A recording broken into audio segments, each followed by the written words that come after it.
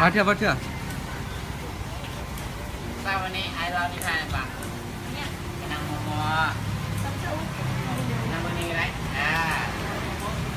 ได้ยินว่าอยู่บ้านที่น้องเราบุกฟังบอกกับแม่กันที่ดื้อเหมือนบอกยังกับบุกฟังกันบอกก็ลองน้องลองยับมันนี้เบิ่งลองยับเอาเบิ่งลูกเอาถ้าบุกฟังไปเวลาไอ้บอลน้องเคยยับมาตัวแล้วเอาพด แล้ว ยังไม่วะ ได้ยินว่าน้องบุเคยเห็นตะเป็นตกดินจากเกลือไหมนะ แม่ แต่ว่าน้องเคยเห็นเศร้าตกน้ำอยู่อ่ะ บ่เคยเห็นเราเคยเห็นเรา เคยเห็นเศร้าตกน้ำ เคยเห็นแล้ว อยู่ใส่ ยวนสะลอยน้ โมเมนต์ที่น้องเห็นอ่ะเวลาเขาเจ้ายิงมากปิงปองเข้าผู้เศร้าหยองเลย ำโอ้เคยสร้างตกน้ เศร้าตกน้ำซื้อยังก่อน ำ เอ้าแล้วเคยคือว่าผู้เศร้ามักลิ้นน้ งงวันนี้ ำเอาแล้วตอนนี้มานางยังทำไมนี่ กันน้ำฝั่งเรา มานางตอนนี้เรากำลังอยู่ลาม่าดิสโก้ฮาลาม่านั่งเฝ้ามือกีตาร์กับมือเซฟเพราะ อัน ว่า นี้เป็นนาง กำลัง ไฮต้องเลือกข้างตัวเด็นางเอก อันนี้ซื้อย่างมานางมอยกันแนะนำนะซื้ ก็ อ น้อยพอใจ โอ้โหได้จะหยุดจะสุดไปว่ารู้เล่เลยมึงเราด่าเลย พอดีได้ ย่าน้อย ดีแต่แล้ววะโอ้ยอย่างแท้วันนี้ ตัวดี เก็บตัวไอ้ได้เดี๋ยวไอ้ไปครอบเมียอะไรมา ไอ้วันโมเมนต์แล้ว นะนี่ไม่น่ามีอะไรแค่นั้นดูละครทีวีเรื่องยังก่อน จีเส้น จีเส้น กี่เซนทุกทีไม่ได้ ฮะโอ้ทุกๆวันเสาร์ต้องเป็นทีมเรื่องนี้ห้า ผมพูดรายการก่อน กระจบไปเนาะโอ้ทุกๆวันเสาร์แล้วก็วันอาทิตย์เวลา4 โมงครึ่ง5 โมงครึ่งทางเหล่า PSTV หรือว่าทางซองตำรวจเมื่อกี้5 กระจบเนาะ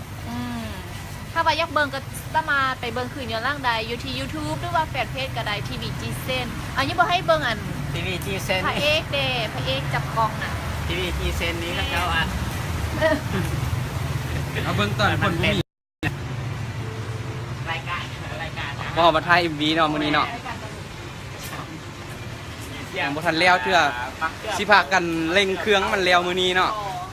มันแล้วมื้อนี้ถ้าติดตามเด้อเพลงสุดที่ฮักของก้อยนี่แหละเอง นางหายปลายแดงแล้วก็พระเอกก็มื้อนี้นุ่งเสื้อคู่กับ หนึ่งสกูหนังไห้เอาแล้วต่อ ที่นี่ก็มีซี่ต่างกัน เนี่ย อัน ได้ นี้ มาซื้อกัน อันนี้ซี่ยังแป้งดำ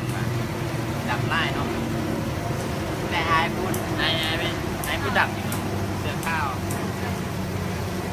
อันนี้ซี่ยัง สีเนื้อแล้วก็สีแดงเนี่ย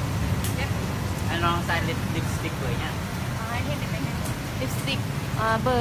ร์ที่ไม่แดงสุดแต่ฮูเบอร์เพราะว่าสร้างแต่งหน้าเพิ่นจัดให้ทางไอ้แทงเด้อไพ่ยักไปแล้วก็ไปได้ห้าเอ้ยเพิ่นเนาะอยู่ที่ร่วงบางบานมะโนเม็ดแดงจ้าหนังหายที่ว่าหายก็กลายเป็นแบบเศร้าแบบแซ่บๆเฮ้ยตาย อิซาเด้เนาะขันท้าไอ้บนเท้าก่อนเนี่ยจะมาลง บนหน้าลูกเจ้าเอากระไดเนาะหน้าลูกเต๋าถ้าลูกเต๋าเลี้ยงลูกซอย โอเคดีใจนะ โอ้เดี๋ยวเราเบิ้งหัวหน้าก่อนเนาะเพิ่นไปพักแหงว่าซั่นเบิ้งหน้าตาก่อนถูกได้เพิ่นไปพักเอาแหงเนาะไปนอนได้จักประมาณ 4-5 ตื่นกำลังท่าเขาจะมาเอาแล้ว ไปเดียวมานั่งนี้มานั่งลามาเด้อ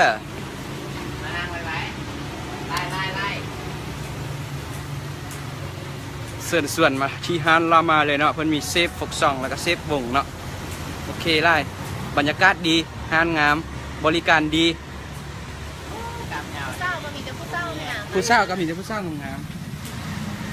คุณนี้ฮะก็นอนตื่นในนี่แหละ ผู้สาวผู้ดีกันนะโอ้ผมเป็นผู้สาวเลยเนาะ มาเรือ ผู้นี้เป็นหัวหน้าค่ายเฮาเนาะไอ้เรามิวสิก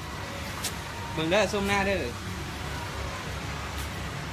ซื้อยังซื้อยัง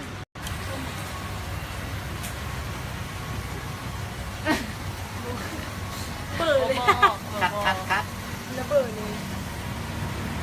ว้า โอเคตอนนี้กันเดิมมื้อหน้าเจอกันอีกเนาะพวกเราสิได้ท้ายทำต่อแล้ว